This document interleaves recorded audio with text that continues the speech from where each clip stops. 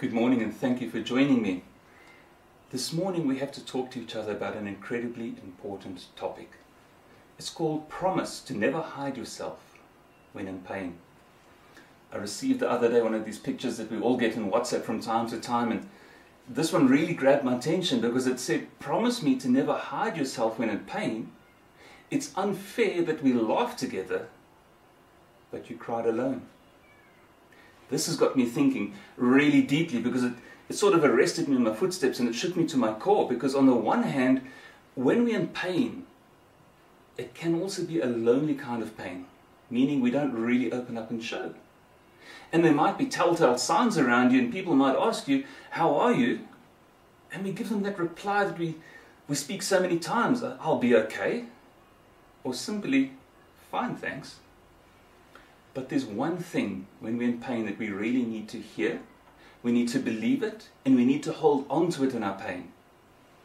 A starting point is to clarify if you're in pain or not. And this might sound rather unusual to actually, talk about this in a message, but at the same time, we've got to recognize the signs, because that's the first step towards healing. So let's talk about emotional pain. Most of us are familiar with it. That's when you don't feel yourself or somebody else notices a change in you. In other words, your personality is not quite what it should be. We ourselves experience sometimes agitation, we experience anger, there's a general moodiness. Sometimes we withdraw and we isolate. It can happen over a period of time that you don't even notice it happening, but someone else will notice it. Something you will notice is risky behavior or not taking care of yourself like you should be. And then also there's that sense of hopelessness, worthlessness, feeling overwhelmed. Spiritual pain, though, is something we don't often talk about. Many people wouldn't recognize it. But here we can talk about a fear of death. There's an irrational feeling of being lost. In other words, there's an insecurity here that I can't pin down to my emotions, and it's definitely not physical. Sadly, not feeling loved. Sometimes it's also spiritual pain, because here the love we're talking to is that unconditional love and the eternal sense of being loved. It's going to be okay even in the life hereafter. Sometimes when we're in spiritual pain, we experience a lack of faith or hope or virtue, or that inner beauty is challenged. Again, feelings of worthlessness, shame, guilt, rejection. And this one is also particularly sad. Sometimes we feel that life is without meaning and we are separated. We're feeling like we're separated from God, and I emphasize feeling. Now, I'm not trying to give you a complete list this morning or a lesson or a lecture, but I need you to be aware of some of the things that we can experience, because in a sense, emotional pain and spiritual pain are intertwined. And the big question that we have to ask in all of this is, where is God, and does He care? Actually, an easy question to answer. But how easy is it in this moment of pain and hurt to believe the answer? Where was God when Joseph was imprisoned? Read with me Genesis 39 verses 20 to 21. Joseph's master took him and put him in prison, the place where the king's prisoners were confined. But while Joseph was there in prison, the Lord was with him. He showed him kindness and granted him favor in the eyes of the prison warden. Where was God when Joshua took over from Moses? And there we read Joshua 1 verse 9. Have I not commanded you? Be strong and courageous. Do not be afraid. Do not be discouraged. For the Lord your God will be with you wherever you go. What about God calling Gideon? Where was God? Because it was a big call. You must go read this in Judges 6. Let's read verse 12 together. When the angel of the Lord appeared to Gideon, he said, the Lord is with you, mighty warrior. Where was Jesus when the storm struck the boat and the disciples were fearing for their lives? In the boat with him. What did Jesus tell his disciples when commissioning them in Matthew chapter 28 to go and teach the gospel, make disciples? You know that piece. Here it's written in verse 20, and teaching them to obey everything I have commanded you, and surely I am with you always to the very end of the age. What is the psalmist saying in Psalm 139 verses 7 to 10? You know the psalm. It's a popular one. Where can I go from your spirit?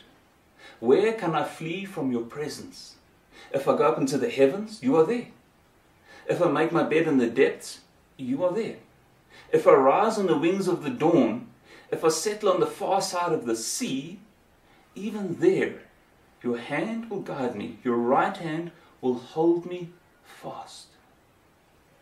So in a sense, brothers and sisters, this big question is the easy one to answer. But the second question is the hard one to answer. And that is, where are my brothers and sisters in Christ when I am in pain? Or let's put it another way. Where am I in relation to my brothers and sisters when pain strikes any of us? It's true that many a depression, illness or pain is dealt with in isolation. And isolation itself has two sides to it. The first is where people isolate us. But the second one is where we are doing the isolating ourselves. Either way, isolation leads to loneliness and further complications. Would it be accurate to say pain on top of pain? Recognizing your pain and asking for help is often a hard thing to do. Particularly that part about asking for help. It sometimes helps to put on the other shoe and hear what other people are saying on the topic. I'm going to quote 3 people for you. The first one, personally, I realized to myself that it is difficult for me to tell my stories to anyone because I develop a mistrust attitude towards people. It's hard for me to trust them because they don't really understand what I've been through. And they give advices that as soon as I realize works for them only. I'm quoting it word for word here, so it's not an English test. But Harry says it's also difficult for me because they can't picture what I've been through. And they will judge the situation without a care to anyone's feelings. Or they only hear one side of the story. Second person, opening up is not that easy since almost no one wants to be fully transparent with everything going on in their lives. To just anyone past bad experiences of letting wrong people in and find out later of the repercussions. We remain closed until we've decided who are the right people to let in. Third person, this one is sad. I don't open up because of an irrational fear of abandonment. I have few friends and many times people will walk out of my life. I am displeased to waste my time and have felt like opening up just leads to disappointment. Opening up is not a problem. Opening up to the wrong person is. And I think this third person has hit this proverbial nail on the head. Opening up to the wrong person. So this asks of you and it asks of me, when somebody is in obvious pain, am I the right person? And perhaps reading Acts chapter 2 verse 46 to 47 will give us context on this, because the passage is describing the fellowship of the believers, that first generation of Christians, and it's written here, every day they continued to meet together in the temple courts. They broke bread in their homes and ate together with glad and sincere hearts, praising God and enjoying the favor of all the people.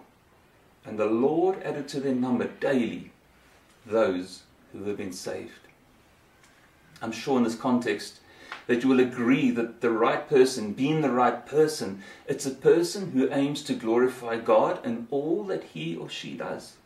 And that person is part of a thriving body of believers. Because in this way, that pain that someone is experiencing, the pain that you are experiencing, is shared with somebody who is trustworthy, with somebody who's understanding, showing grace, showing unconditional love, is not critical, is not judgmental, helping you to feel safe, and has genuine empathy with you. And not because of who they are, but because of Jesus in them and through them. in the sharing of pain to a godly person within a Christian community, we experience something of what the Christian life can and should be. The Christian community is the place where we laugh and cry together. So coming back to that statement, promise me to never hide yourself when in pain. It's unfair that we laugh together, but you cried alone, is reason enough to think deeply about who we are and what we expect of others. But if you're going to place this expectation on others, try and be worthy of what you are asking for, because they might ask you. But this worthiness comes from Jesus Christ and growing in Jesus Christ. It's not anything inside me. It's all about the Lord and the Lord in me and the Lord through me and you as well. Let's rephrase the other side of the coin.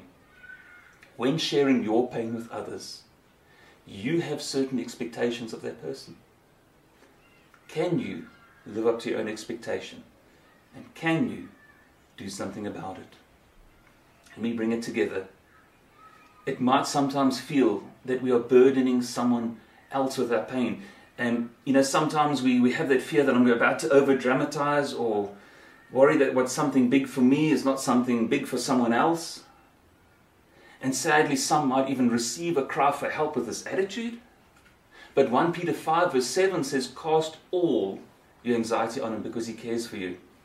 Not only the big things, not only the small things, all. Galatians 6 verse 2 reads, carry each other's burdens, and in this way fulfill the law of Christ. The idea that's written here in the original language is to carry, it's to take up, it's to take away, to carry off another's weight, a weight that is of personal and eternal significance. It is to bring relief and comfort to this person. So what I'm saying this morning is we need each other, not only in the good and happy and easy times, but in our pain as well. So what is that one thing that we need to hear, that we need to believe, and that we need to hold on to in our pain? It's written in Deuteronomy 31 verse 6, Joshua 1 verse 5, Chronicles 28 verse 20, and again in the last part of Hebrews 13 verse 5. Never will I leave you, never will I forsake you. God is with you, always. Amen. I will see you next week, same time. Thank you for allowing me to have a break. Pop in at mepeople.coza. God bless, and bye-bye.